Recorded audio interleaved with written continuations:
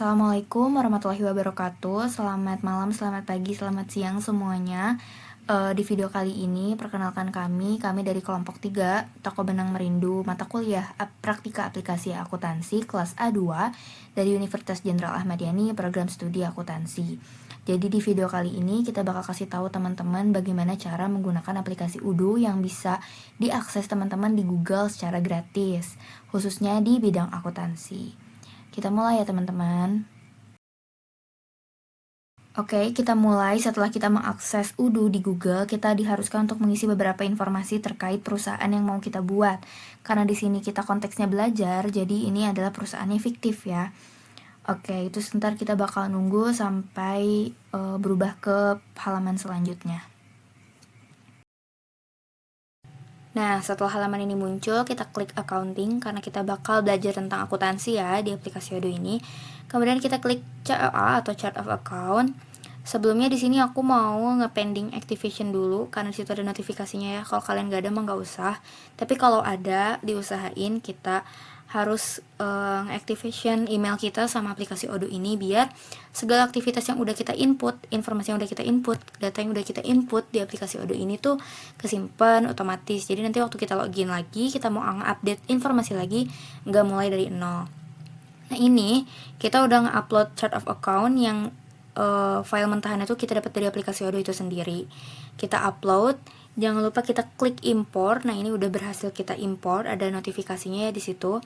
Kita cek lagi ini udah lengkap belum akunnya, apakah ada yang salah, tipe akunnya udah benar atau belum. Kita cek lagi semuanya. Oke, kita masuk ke part yang paling seru, yaitu kita bakal mulai ngejurnal. Tapi sebelum ngejurnal, kita harus sudah siapin dulu data-data pelanggan, data-data vendor, dan data-data barang yang kita mau jual. Nah, kita mau buat data pelanggan atau customer dulu, yaitu caranya kita klik. Di situ ada pilihan customer, terus kita klik lagi customer, nanti muncul home kayak gini.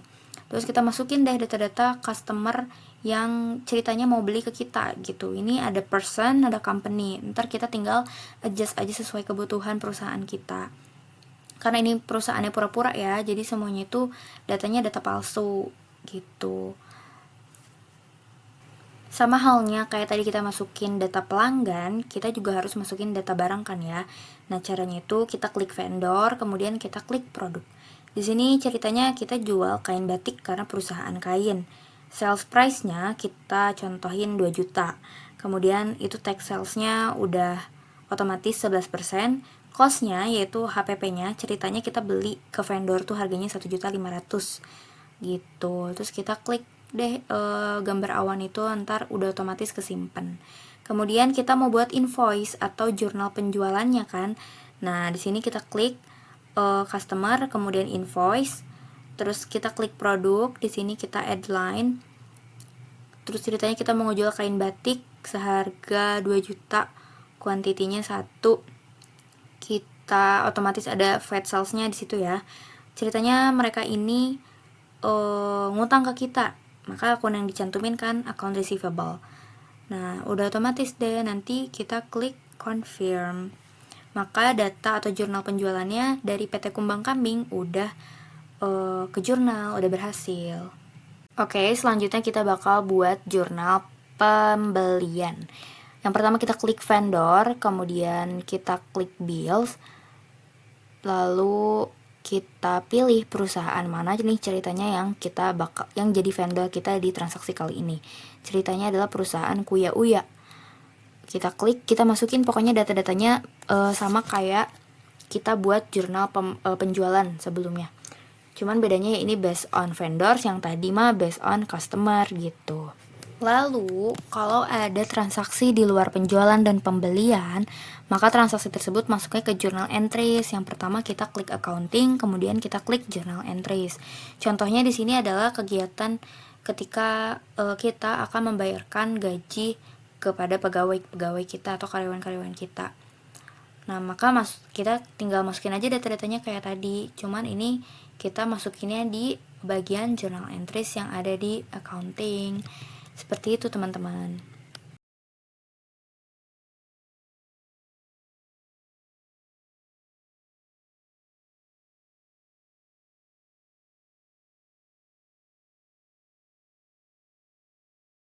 Nah, teman-teman, secara garis besar video dari kita udah hampir selesai. Karena tadi udah kita jelasin bagaimana cara menginput data pelanggan atau customer, data vendor atau perusahaan jadi tempat kita untuk membeli bahan atau barangnya, kemudian cara nge-input barang-barang yang kita jual, kemudian cara ngejurnal ketika ada transaksi penjualan atau pembelian, atau transaksi umum di luar penjualan dan pembelian. Nah, ini tuh udah selesai semua, tinggal nanti di akhir kita kasih lihat hasil akhir dari penjurnalan ini tuh apa sih, gitu, reportnya apa. Gitu teman-teman. Kita juga di sini mau nge-disclaimer, data-data seperti chart of account atau data-data jurnal, ini tuh semuanya menyesuaikan sama bentuk si perusahaan atau kondisi si perusahaan ya teman-teman. Karena ketika perusahaan tersebut ada perusahaan dagang, dengan ketika si perusahaan tersebut ada perusahaan manufaktur, itu tuh bentuknya akan berbeda, chart of account itu akan berbeda. Jadi data-data yang kita sajikan di sini itu tuh gak harus sama perusahaan yang nanti teman-teman bakal buat. Contohnya di sini ada akun beban iklan, chart of account beban iklan. Gak mesti teman-teman harus nyamain ada beban iklan di perusahaan teman-teman. Kadangkala di beberapa perusahaan juga beban iklan ini tuh gak ada. Begitupun dengan akun-akun yang lain. Seperti itu ya teman-teman.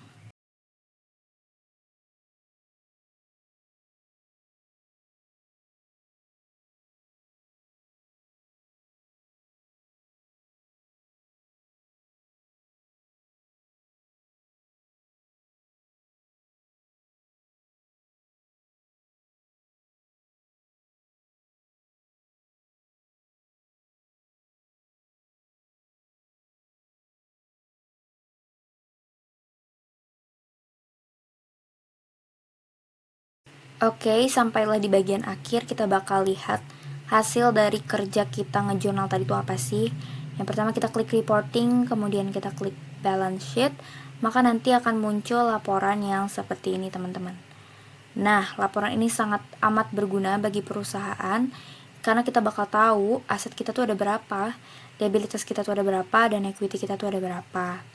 Maka video ini akan berakhir sampai di sini. Mohon maaf apabila ada banyak sekali kesalahan dari penyampaian kita. Kurang-kurangnya kami mohon maaf. Kami kelompok 3 dari Toko Benang Merindu pamit undur diri. Semangat belajar teman-teman. Terima kasih. Assalamualaikum warahmatullahi wabarakatuh.